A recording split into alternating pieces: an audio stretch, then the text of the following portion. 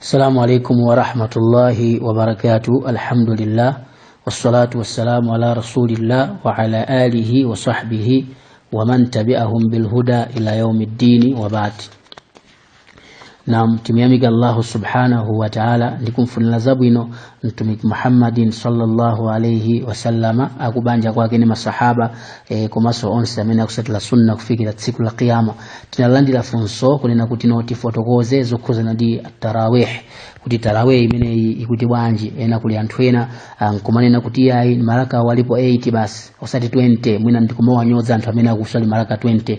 Anthu ena nkumati yayi mukusokoneza malaka onero muziswali ndi okwanira 20 osati 8. pamene pazikuti bwanji ife pa fi taati llahi tahlu alhayatu yambirira timanena kuti ife islamu ndi chinthu chimodzi. Nchitidwe wina uli wonse onyozana umene umachitika pakati pa ife islamu si nchitidwe wa Islamu.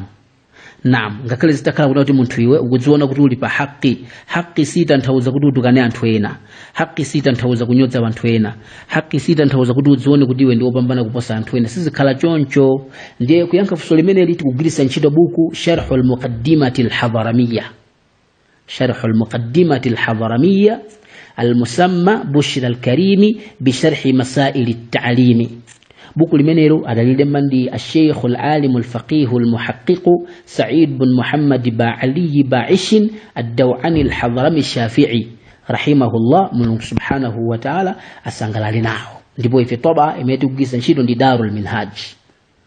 Darul Minhaj ndimene tikugwiritsa ntchito poyankha funso lanu. Chifukwa cha mtima chula mabuku atikuchula chifukwa choti kuli anthu ambiri akumangolemba tima article, ndi akalemba ka article kaja ndikubwera kwina nkuwerenga popanda kudzindikira kuti walemba izi ndani, ndikumasokeresa nazo anthu ambiri akusokera chifukwa akuwerenga zinthu zimene zilibe aslu, zinthu zimene zilibe kulumikizana ndi mtumiki Muhammadin sallallahu alaihi wasallam. Koma buku limene tikukupatsaniri ndilo lumikiza, lili ndi ubale. Sheikh amina lemba buku hili adatenga kuchokera kwa Sheikh, adatenga kuchokera kwa Sheikh, atenga kuchokera kwa Sheikh mpaka na kwa mtumiki Muhammad sallallahu alaihi wasallam alindima sanati. Naam, imene buku limene lalembedwa kutsatira madhhab ya Imam Shafi'i. Tukufuna kufotokoza zokhuzana ndi tarawih. Ndipo pa page 315 iwada fotokoza kunena ama fotokoza zokhuzana ndi masunna, yani salatu nafli, swala zimene anthu amaswali za masunna. Ndipo kena kuya nati thumma tarawihu, sunna ina imene ilipo imene anthu amaswali ndi sunna ya swala imene yochita tarawih, wa hiya 20 rak'atan. Ndipo swala imene hii ndi maraka okwanira 20, swala imene ndi maraka okwanira 20. Musapupulume mukhale pomwepo mumvetsese bwino. Akuti fahiya fil fadli baada ma dhukira, baada ma dhukira wa in fu'ilat jama'atan. Imene salatu tarawih imene yani mukupambana kwake singafike masunna ena amene achulidwa mbuyomu. Ndetu mbuyomu achula masunna ndithu ngati mwina sunna zimene timaswali pa mbuyo pa salatu ya maghrib, sunna zimene timaswali salatu dhuhuri, sunna zimene timaswali pa mbuyo pa sala ya dhuhuri, zimene zimzopambana zimene zicha. Chifukwa timapanga daily mu moyo mtumiki Muhammad sallallahu alaihi wasallam wadhaba alaiha mapitilira ankazipanga. Ndi salatu tarawih ngakhale timaiswali pa gulu singafanane ndi sunna imene musali fajr, singafanana ndi sunna imene maswali musali salatu dhuhur, singafanana ndi sunna imene maswali pambuyo ya salatu ya dhuhur. Naam, ndi sunna yabwino anthu akupeza naye thawabu maraka yake alipo 20. Akuti chifukwa chani limuwadhabati sallallahu alayhi wasallama ala rawatibi akthara minha. Chifukwa mtumiki masunna ajamini timaswali pambuyo pa swala 5 zija kapena before swala 5 zija mtumiki anapitiliza kuswali masunna mene nthawi yaitali kuposa mene anaswalira tarawih. Ndi masunna mene ndi opambana. Akuti walisharafi rawatibi bisharafi matbu'iha, komanso marawatib swala zimene fetima swali masunna mene timaswali hawa kulemekezeka kwake akulemekezeka potengera ndi swala imene yani yaswalidwa before sunna imene ija, yani swala sunna imene tukiswali before salatu dhuhri ashraf. Swala dhuhri ndiyo lemekezeka kwambiri pamaso pa Allah, salatu al-maghrib ndiyo lemekezeka pamaso pa Allah, salatu al-isha, salatu al-fajr, salatu al-asr zolemekezeka pa Allah. Ndema sunna amene amasarana ndi swala zimene ndiyo lemekezeka kwambiri kuposa tarawih. Kufotokoza choncho mbuku limeneli tikuchula dzina la buku ngati kuli wina amene akuona kuti asina mvese ndikufuna ndione aone buku limenelo atsekule amvesese bwino. Naam, ndito wabihi yu'lam pamene patikudziwa anna jami'a rawatiba walau ghaira muakkada kuti ndithudi swala zonse zimene masunna onse amene timaswali mondondozana ndi swala za faradhi mondondozana ndi swala zija 5 zija zokakamizika zija walau ghairu muakkada ngakhale takha kuti masunna osiokakamizika afdalu min at-tarawih zimenezo ndizopambana kuposa salatu tarawih right akuti wahia min ghairi bil madina yani tarawih imene ipo sakala li ghairi man bil madina posakala kwa anthu amene ali ku Madina 20 raka'a ndi maraka okwana 20 aziswali wahia swala imene ya tarawih li ghairi man bil madina kungopatula anthu amene ali ku Madina aziswali maraka okwana ngati 20 raka'a maraka okwana 20 kulla lailatin usiku ina uli wonse min ramadhana mwezi wa ramadhani biniyati qiyami ramadhan ndi nia yona kuti ineyo ndikuyimitsa usiku wa ramadhani shuka hadithi yantumike yankula kuti man qama ramadhana imanan wa ihtisaban ghufira lahu ma taqaddama min dhanbi amene angayime kumaswali mausiku a ramadhani Allah subhanahu wa ta'ala mkulukira machimo ake onse right ndiye nia yanu izikhala imene yoyo amene mmalephera kuika nia muzina tunawaitu bima nawa bihi salafu salihina fi salati tarawih kida kutumaka pangania zanuzija uswali tarawih rakataini zimene tinafotokoza kale zokhuzana ndi nia kuti nia kuichula hukumu yake ndi chanti dafotokoza kale zimene zipalibe chifukwa tino kumagangana anthu akhoza kumabwerera kuma audio athu akale pa fi ta'atillahi tahalul haya tili ndi group limenelo fi ta'atillahi tahalul haya kumene ntchito yake ndi kulimbikitsa chikondi pakati pa Islam not kulongolozana kapena kutukanizana tikupitilira tikufuna kufotokoza pamwe kuti anthu amene ali kupatula anthu amene ali ku Madina maraka alipo 20 musiku ina uli wonse naam akuti ndi nia yanji ndi nia yoenda kuti no qiyamu ramadhan ndikupanga nia yodzuka ndikumaswali mausiku a ramadhan au sunnata tarawih kapena ndi nia ya kuswali sunna ya tarawih au min salati tarawih kapena kuika nia ya swala ya tarawih wal ityanu min nthawi imene munthu akupanga nia kubweretsa mawu kuti min aula ndizopambana kama marra ngati mmene zadutsira ngati mmene zafotokozeredwa muja min ramadhana min at-tarawih au min salati tarawih ndizopambana zimenezo lima sahha pazimene zabwera litu sahihi annahu sallallahu alayhi wasallama kuti nditudi mtumiki Muhammad sallallahu alayhi wasallama sallat tarawiha ana swala imene ya tarawih lailataini mausiku awili au thalathan kapena mausiku atatu fasalluha ma'ahu antu ndikumaswali naye mtumiki uja sallallahu alayhi wasallam thumma ta'akhkhara kena kuntumiki anasiya osamabwera kuswala kuja wa salla fi baiti ndikumaswali nyumba mwake baki shahri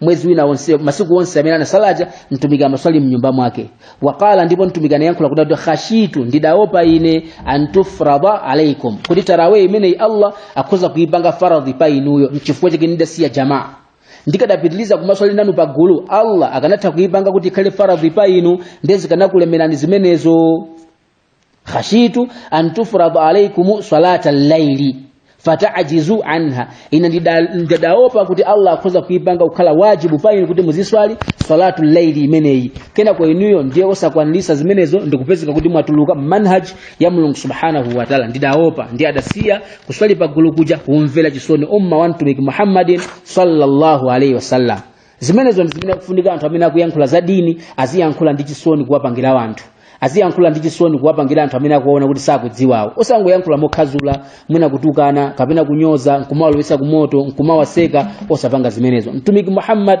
sallallahu alaihi wasallam anali shafuq oleza mtima anali munthu wachisoni ku umma wake zotero kunati amene akutenga uthenga wa mtumiki amene akufuna kuyenda mmene munadusa mtumiki amene akufuna kufikisa uthenga wa mtumiki Muhammad sallallahu alaihi wasallam akhale munthu wachikondi akhale munthu wachisoni wata'yinu kauniha 20 sopano fotokoza kuti no maraka alipo 20 anthu aziswali maraka 20 kuchita kupanga taayini ndithu kuti kuchula kuti maraka anthu aziswali 20 jaa fi hadithin dha'ifin zimenezo zabwera mu hadithi imene ndiyo fowoka kumamvesesa tizimvesesana zinthuzi zabwera mu hadithi imene ndiyo fowoka wa ajma'a alayhi sahaba komanso akuti masahaba anagwirizana kuti yatiziswali maraka 20 hadithi imene inafotokoza maraka 20 ija ndiyo foka koma maswahaba ajmaa anafotokoza maswahaba anagwirizana kuti tiziswali maraka ngati 20 ndiye kusatila maswahaba ndi sunna tumika kutuza kuti alaikum bi sunnati wa sunnatul khulafa'ir rashidina min ba'di muzagurisise sunna yanga kumaso sunna ya makhalifa masahaba amenaza bwele pambuyo painewa musatenge ziphunziso zawo musatenge zimene azizapanga addu alaiha bin nawajizi muzalumitsitse nditu masunna ama sahaba wani masunna anga zonsezo ndi sunna ya mtumiki Muhammadin sallallahu alayhi wasallam. Koma muntu kumanda kuti hadithi yake mwakutuma kuti mwauza kuti hadithi imene ndi dhaifu. Koma hadithi dhaifu sikutanza zoti muitaye, sikutanza zoti sigwirisidwa ntchito. Yusta'malu fi fadailil a'mal. Mukamaphunzira usulul hadithi mukamva kuti ya hadithi yofoka imagwirisidwa ntchito pamene ikulimbikisa zinthu zabwino. Ikulimbikisa swala tigwirisa ntchito. Naam. Wa fi riwayatin mursala, yani mukalandilidwe kena imene ndi hadithi mursal. Hadithi mursal ndio tinokusogolo kwakeko kuliwina wake rawi amene siti kumudziwa saa kupedzekapo.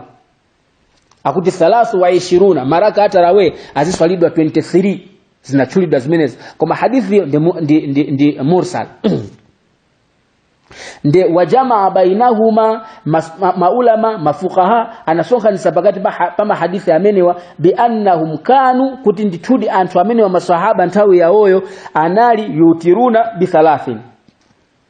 Amabwele sawitiri maraka okwanira atatu fahusibati ma'al 20. Ndiye maraka atatu aja awitiri kuphatikiza ndi maraka 20 amene ndi aswala ya salatu tarawih onse amakwana 23.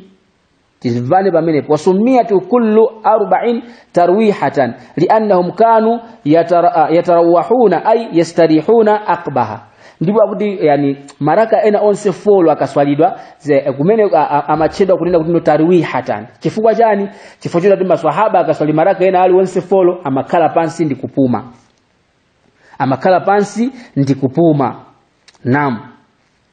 Akuti amma man bil Madina, sobana anthu amene ali ku Madina walau mujtazan, ngakhale munthu amene akungodutsa ku Madina ako falahu fi'luha 36 aswali maraka okwanira 36.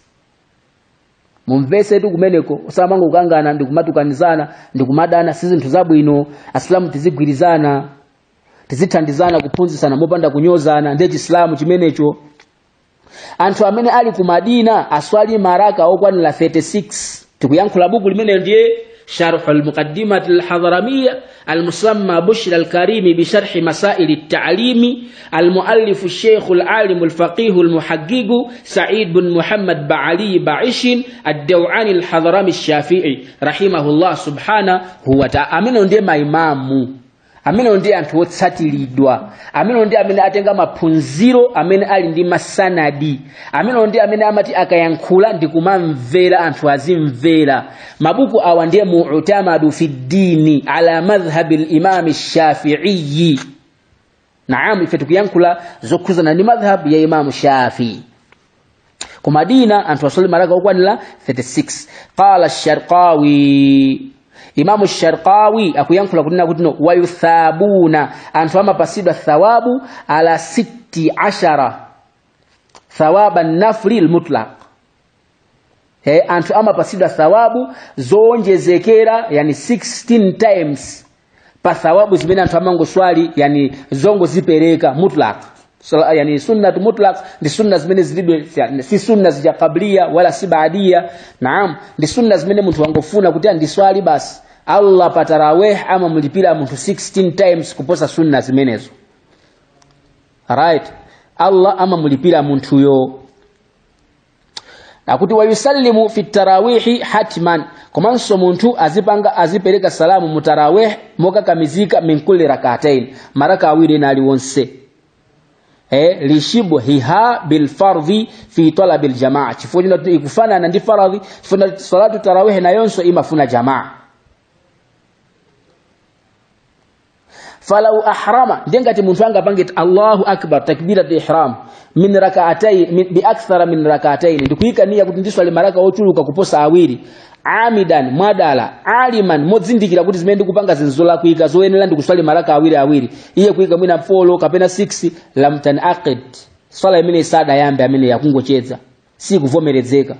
Wa illa koma ngati munthu yomwina sakudzindikira sakuchitira dala akuti in aqadat naflan mutlaqan, imene izawelengedwa kuti ndi sunna chabe koma si tarawih. Fuka tarawih uziswali maraka awiri.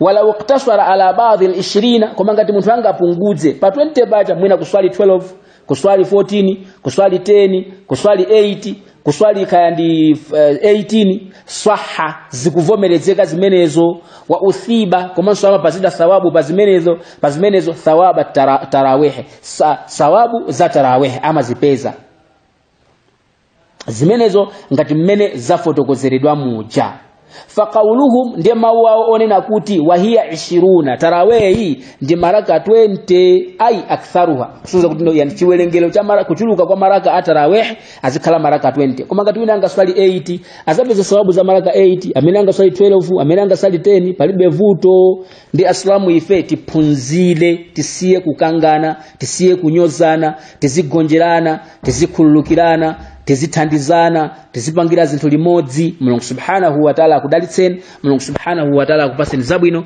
jazakumullahu khair panpa fi ta'ati llahi tahlul haya mukamakhala ni mafunso kamene ndemanga muzizira ku maadimini athu mafunso anu azayankhidwa ndiponso ndemanga zanu zizagwirisiridwa ntchito. Assalamu alaikum wa rahmatullahi wa barakatuh.